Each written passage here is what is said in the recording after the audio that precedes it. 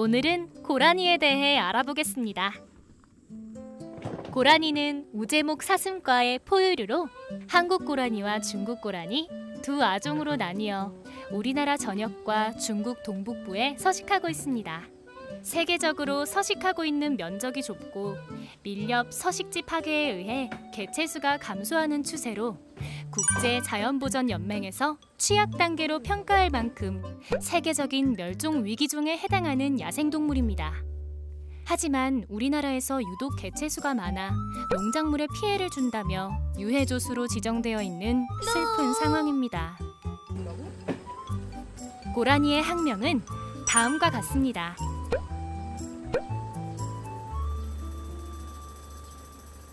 속명과 영명에서 알 수 있듯이 물과 매우 친합니다. 우리 집에 온 건 처음이지? 습지 근처 갈대숲에 숨어 휴식을 취하거나 키가 작은 풀을 먹기도 하고 수영도 매우 잘합니다. 이 정도는 껌이지. 고라니의 또 다른 특징 중 하나는 뿔 대신 발달한 송곳니입니다. 이 송곳니를 통해 고라니의 성별을 알 수 있는데 왼쪽이 수컷 고라니, 오른쪽이 암컷 고라니입니다. 수컷 고라니는 긴 송곳니를 자신의 의지대로 움직여 다른 수컷과 경쟁하거나 나무줄기에 흠집을 내어 영역 표시에 사용합니다. 고라니의 송곳니는 수컷에서 볼 수 있는 뚜렷한 특징이지만 일부 암컷 고라니에서 짧게 돌출된 경우도 있습니다. 내 수줍은 송곳니. 한국 고라니는 다른 사슴과 동물보다 체구가 작습니다. 평균 140cm, 40kg까지 성장하는 노루에 비해 평균 98cm, 14kg의 작은 몸집을 가지고 있어 종종 새끼 사슴으로 오해받기도 합니다. 또 고라니는 노루와 다르게 뿔이 없습니다. 하지만 뿔과 송곳니는 수컷에서만 확인할 수 있는 특징이기 때문에 이럴 땐 두 친구의 궁둥이를 보면 됩니다. 고라니의 궁둥이는 균일한 갈색을 띠는 반면에 노루의 궁둥이에는 하얀 무늬가 존재하죠. 또 고라니의 털에는 특별한 능력이 있는데 바로 어디에든 붙을 수 있다는 것입니다. 몰라. 뭐야 그게. 무서워. 진짜로 그런 능력이 있는 건 아니고 고라니 털의 형태를 보면 속이 빈 원통형의 구조를 가지고 있기 때문에 정전기가 쉽게 일어나고 스치기만 해도 털이 매우 잘 빠져서 고라니의 구조 또는 진료가 한번 끝나고 나면 털이 여기저기에 붙어서 마치 한 마리의 인간 고라니가 되곤 합니다. 속이 빈 형태의 고라니 털은 공기층을 형성하고 있어 겨울을 더욱 따뜻하게 날 수 있는 비법이기도 하죠. 자유다! 고라니는 12월에 짝짓기를 시도한 후 6월 초 2에서 6마리의 새끼를 낳습니다. 새끼 고라니는 등에 하얀 반점을 가지고 있고 성장하면서 점차 사라집니다. 고라니는 새끼들을 키우는 방법도 특이한데요. 응애, 나 애기 고라니. 일반적인 부모들처럼 어린 새끼들의 곁에서 항상 지켜주지 않습니다. 대신 천적들에게 들키지 않게 새끼들을 근처 이곳 저곳에 숨겨두고 몰래 밥을 먹입니다. 엄마, 나 배고파. 고라니가 가진 무기로는 천적으로부터 새끼를 지켜낼 수 없기 때문에 숨죽이기 전략을 사용하는 것입니다. 종종 새끼 고라니들이 부모 없이 홀로 발견되는 이유로 상처 없이 건강한 새끼 고라니들은 주변에서 엄마 고라니가 기다리고 있다는 것을 기억해주세요. 오늘날 우리와 함께 살고 있는 고라니는 많은 위험에 처해 있습니다. 고라니를 위협하는 가장 큰 원인은 차량 충돌입니다. 우리나라의 도로 현황을 보면 전체 길이는 11만 3,405km, 면적은 10만 413제곱킬로미터로 길이로만 지구 둘레에 약 2.8바퀴를 두를 수 있을 정도라고 합니다.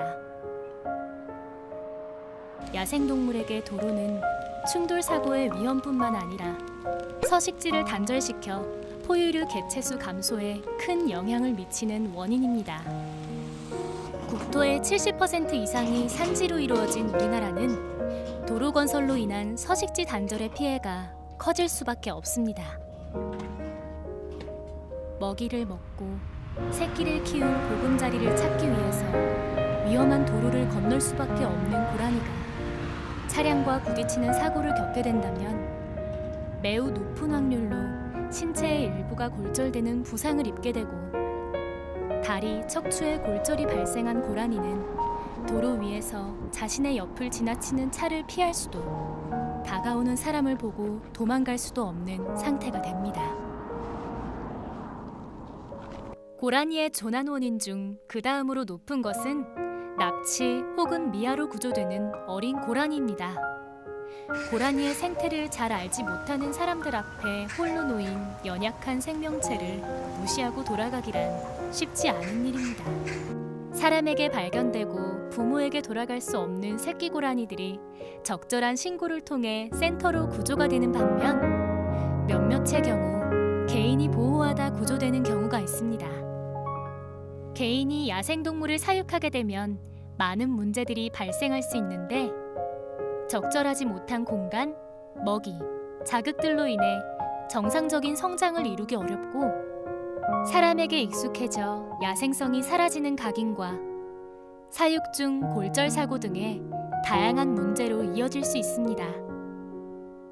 어린 시절의 올바른 영양 공급과 개체 간의 상호작용은 앞으로 살아갈 야생동물에게 매우 중요한 영향을 끼치기 때문에 엄마에게 돌려보낼 수 없는 새끼 고라니는 인근 야생동물 구조센터로 빠르게 이송하는 것이 중요합니다.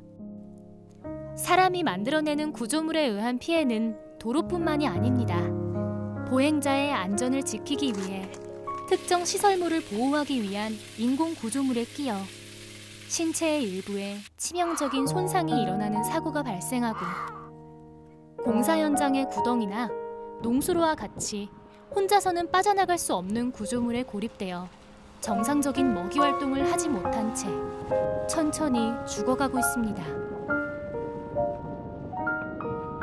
얽히지 않는 단단한 재질 사용하기, 사용이 끝난 구조물 철거하기, 농수로 탈출 계단 설치하기 등등 인공 구조물로 인한 의도치 않은 피해를 줄이기 위한 노력이 존재하나 아직까지는 많이 부족한 것이 현실입니다. 고라니는 현재 유해 야생생물로 지정되어 있습니다. 일부 야생동물 구조센터에서는 이를 근거로 고라니를 비롯한 유해 야생생물의 구조를 거부하는 경우도 있습니다. 야생생물 보호 및 관리에 관한 법률에 따르면 고라니는 유해 야생생물이기 이전에 국내에 자생하는 엄연한 야생동물입니다. 야생동물 구조센터는 야생생물법에서 지정한 모든 야생동물을 구조할 책임이 있습니다.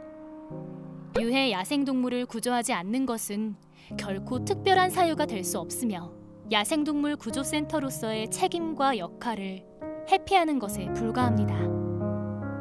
야생동물 구조센터는 유해 야생생물일지라도 한 마리 한 마리 모두를 구조하기 위해 최선의 노력을 다해야 합니다.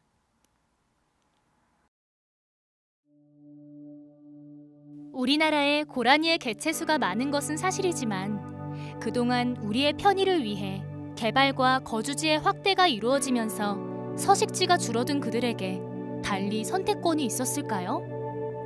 사람들이 산에 올라와 임산물을 채취하고 도토리를 주워가는 것은 당연시 여겨지고, 개체수가 많고 농작물에 피해를 준다는 이유로 이들의 죽음을 방치하는 것이 과연 옳은 일인지는 많은 고민이 필요합니다.